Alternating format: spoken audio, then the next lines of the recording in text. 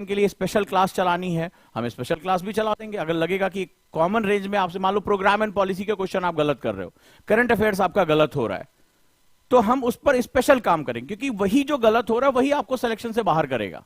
ठीक है।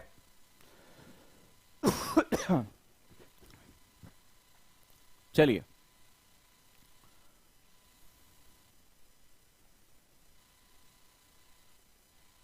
हाँ क्या बता रहे थे, पॉलिटी और उसमें क्लासेस लाइव ना होने की वजह से। अब तो लाइव हो गया ना सिस्टम में। आपको पता है कि साइबर अटैक हुआ था, हम बहुत परेशान हुए और बहुत कुछ इस बैच को डिस्ट्रॉय करने के लिए बहुत कोशिशें हुई थी, बट हमने सब कुछ जो है वो क्या कर लिया, डील कर लिया। राइट, हमने डील कर लिया और आप लोगों की वजह से हम लोग जुटे। अब थोड़ा आप लोगों का सपोर्ट चाहिए। सपोर्ट ये आ रहा है कि बहुत से बच्चे, जैसे 99 रुपए कोई कीमत नहीं होती, तो लोगों ने उसको वैल्यू नहीं समझा, उसका अरे 99 रुपए में क्या है। तो आप भी जो आपके पास ग्रुप हैं उन पे बताइए कि यार क्लास अच्छी चल रही है, इन लोगों ने ऑनेस्टी के साथ पढ़ाया और कोई भी कंप्रोमाइज नहीं किया है, और एक एक टॉपिक हमने जो है बताया है। तो मैं अब फिर से बताता चलूं कि एक जोश भरने का टाइम आ रहा है। ठीक है, जोश भरने का टाइम क्या है हमारा? जोश भरने का टाइम है सबसे पहले कि 100 जो हमारे पास टाइम बचा है उसमें क्या प्री क्रैक किया जा सकता है? डेफिनेटली किया जा सकता है। चलिए हम जो है उसको करने की कोशिश करते हैं। तो लेट्स स्टार्ट। ठीक है, तो लेट्स स्टार्ट, हम लोग शुरू करते हैं। फाउंडेशन बैच कब शुरू होगा, जैसे किसी ने पूछा है। तो फाउंडेशन बैच में अगर आप लोग एडमिशन लेना चाहते हैं तो आप लोग क्या करेंगे, फाउंडेशन बैच हमारा हो रहा है 27 फरवरी से शुरू, 5,999 में, केवल 300 बच्चों के लिए। तो अगर इसके साथ नहीं जुड़े हैं, जो एक साल पढ़ना चाहते हैं, ठीक है, अब तो 99 रुपए में चेक कर लिया ना कि ये लोग क्वालिटी देते हैं कि नहीं देते हैं। ठीक है, जैसे कबीर ने लिखा सर क्वालिटी बहुत सही है, लगता ही नहीं कि 99 रुपए का बैच है, और आपका सी सेट का भी ऐसे बैच चला, thank you so much. Right, तो ये सारी चीजें हमारे साथ हैं। तो हमने उस पर कोई भी जो है वो कमी नहीं छोड़ी। अब आप लोगों का है कि आप लोग आपके साथ के जो ग्रुप है उनको बताइए कि one of the best classes हुई हैं, और 99 रुपए में बहुत से लोग सोचा रहे हैं 99, कई लोगों ने एडमिशन लेके भूल गए कि उन्होंने एडमिशन भी लिया है। लेकिन हमारा पर्पस ये नहीं था, हमारा पर्पस था आपको प्रीलिम्स निकलवाना, क्योंकि प्रीलिम्स अगर नहीं निकलेगा आपका तो आगे सब कुछ डिस्ट्रॉय है। सबसे ज्यादा कठिन अगर कहीं पर बात चीज होती है तो प्रीलिम्स में होती है। सबसे ज्यादा डर यही लगता है, मेरे पास अभी बहुत से मैसेज आ रहे हैं, क्योंकि लगभग माना जा रहा है कि जो भी फॉर्म भरने की संख्या जा रही है, ये ट्रेंड जाएगा लगभग 13 साढ़े 13 लाख लोगों के आसपास। राइट, 13 साढ़े 13 लाख लोग फॉर्म भरेंगे। अब अंदाजा लगाइए, 1105 सीटें हैं और उसमें से भी 6 साढ़े 6 लाख लोग सेंटर तक जाएंगे एग्जाम देने के लिए। अब जो फाइट है आपकी वो इतनी भयानक है कि आप किसी पार्ट को नहीं छोड़ सकते। 6.5 लाख लोगों में जो 12,000 14,000 लोग होंगे वो मेंस के लिए क्वालिफाई होंगे। बुरी तरीके से डिस्ट्रॉय किया जाएगा यहां पे। तो ये आप लोग बिल्कुल तैयार हो जाइए। ठीक है, और आप लोग थोड़ा मेरे बिहाफ पर अवेयरनेस फैलाइए।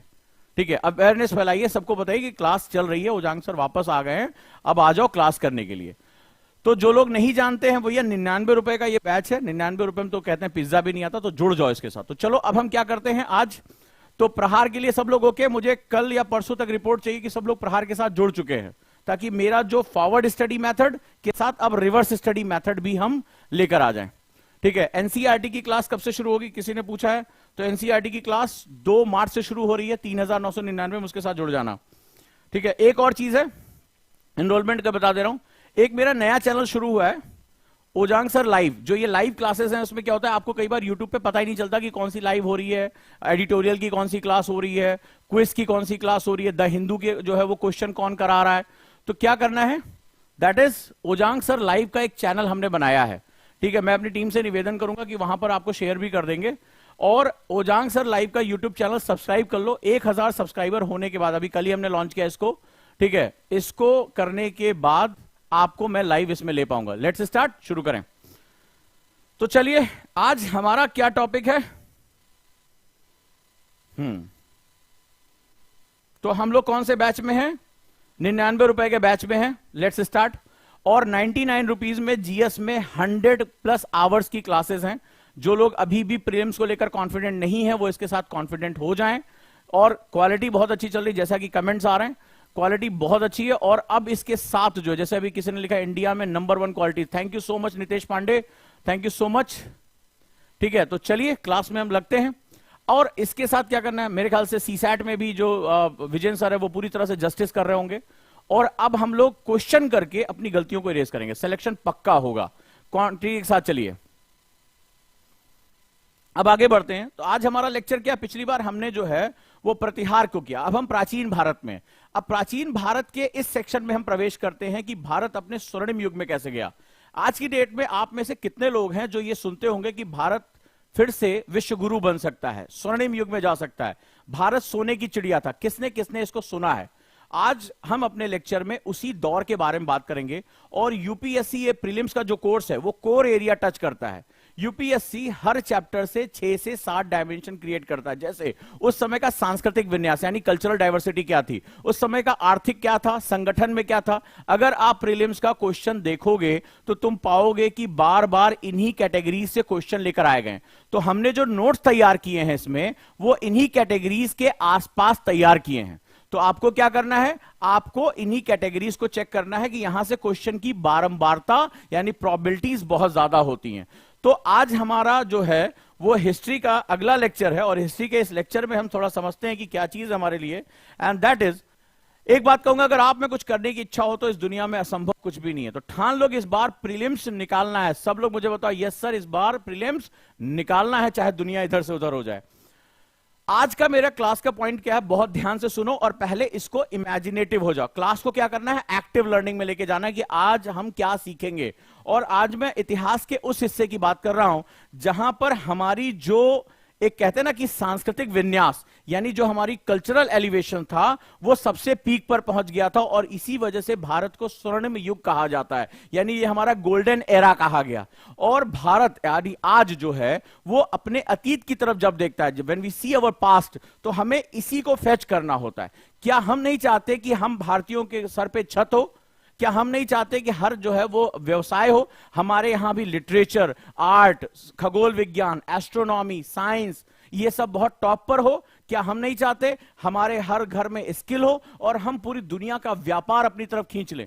आज चाइना अमेरिका के ऊपर अपना जासूसी गुब्बारा छोड़ दे रहा है। भले चाहे अमेरिका ने उसको गिरा दिया, चू नहीं बोल पाया है। किसी और देश के साथ अगर ऐसा हुआ था, अमेरिका अब तक अपने जो है बमों से उस देश को बर्बाद कर चुका होता, लेकिन कुछ नहीं कर पाया। कारण है कि पूरी दुनिया की जब इकोनॉमी की बात आती है तो चाइना जो है वो पूरी दुनिया की फैक्ट्री कहलाता है। वो इतना प्रोडक्शन करता है कि अमेरिका का बाजार अगर चाइना हाथ खींच लेना तो अमेरिका की ऐसी तैसी हो जाएगी। और वो पूरी ताकत और शिद्दत के साथ पूरी दुनिया को कहता है, yes I am the boss in the production, मैं दुनिया के प्रोडक्शन का बॉस हूं।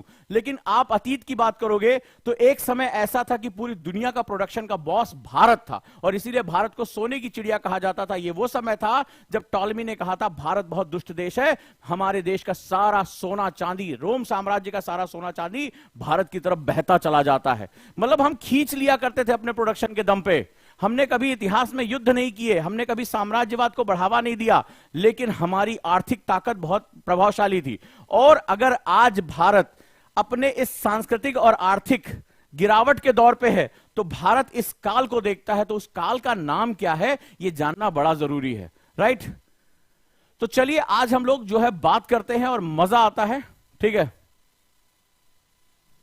हाँ, ये सारी क्लासेस आपको रिकॉर्डेड भी मिलेगी। आपको पता है कि ये जो अभी लाइव है और ये रिकॉर्डेड भी होगी, ठीक है? तो आपको सब मिलेगा। मजा आ रहा है तो आगे बढ़ते हैं।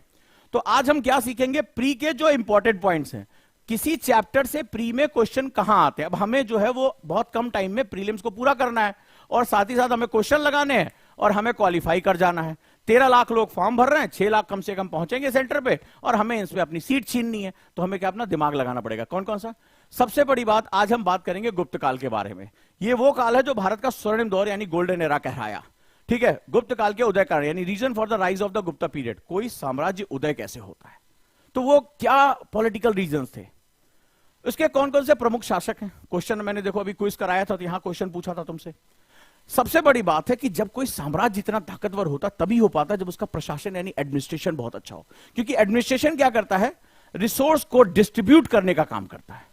तो प्रशासन जितना बेहतरीन होगा, रिसोर्स उतने डिस्ट्रीब्यूट होंगे। रिसोर्स जितने डिस्ट्रीब्यूट होंगे, प्रजा में उतना ही संतोष होगा और प्रजा को उतना ही आउटपुट मिलेगा। बड़े ध्यान से इसको समझते जाना, ठीक है? आगे बढ़ते हैं। तो प्रशासन के बाद अर्थव्यवस्था, ठीक है? अर्थव्यवस्था की बात करते हैं। इकोनॉमी कैसी थी, क्योंकि इकोनॉमी क्या होती है, इकोनॉमी ब्लड की तरह होती है। तो शरीर के सभी अंगों को, प्रशासन को, इकोनॉमी को, ठीक है, सेना को, व्यापारी वर्ग को, सभी को जोड़ने का काम कौन करता है, इकोनॉमी करती है। अगर शरीर में ब्लड नहीं होगा तो क्या होगा, आदमी सारे ऑर्गन्स डेड हो जाएंगे। तो सेम चीज यहां पर भी होगी, समाज यानी सोसाइटी। क्योंकि समाज क्या होता है, समाज बेसिकली उस समय का आईना होता है। तो मैंने जानबूझ के ये सारे टॉपिक कलेक्ट किए, धार्मिक स्थिति, रिलीजियस सिचुएशन, और रिलीजन में क्या होता है, आर्ट एंड कल्चर मिक्स हो जाता है। उस समय लोग कैसे वास्तु करते थे, कैसी चीजें किया करते थे, समाज किस रूप में आगे डेवलप हो रहा था। ठीक है, तो ये बहुत इंपॉर्टेंट सेगमेंट है, बहुत इंपॉर्टेंट सेगमेंट है। तो अब हम क्या करेंगे, ये ऐसे पॉइंट्स हैं जहां से मैंने देखे हैं क्वेश्चन की प्रोबेबिलिटी बहुत ज्यादा होती। तैयार हैं आप लोग? तो चलिए, और ध्यान रखिए पढ़ाता जाऊंगा, बीच में फिर ऑब्जेक्टिव क्वेश्चन होंगे, आपको बड़े ध्यान से करना है। रेडी? अब ये मत समझिएगा 99 रुपए का कोर्स है तो कुछ भी कर लेंगे।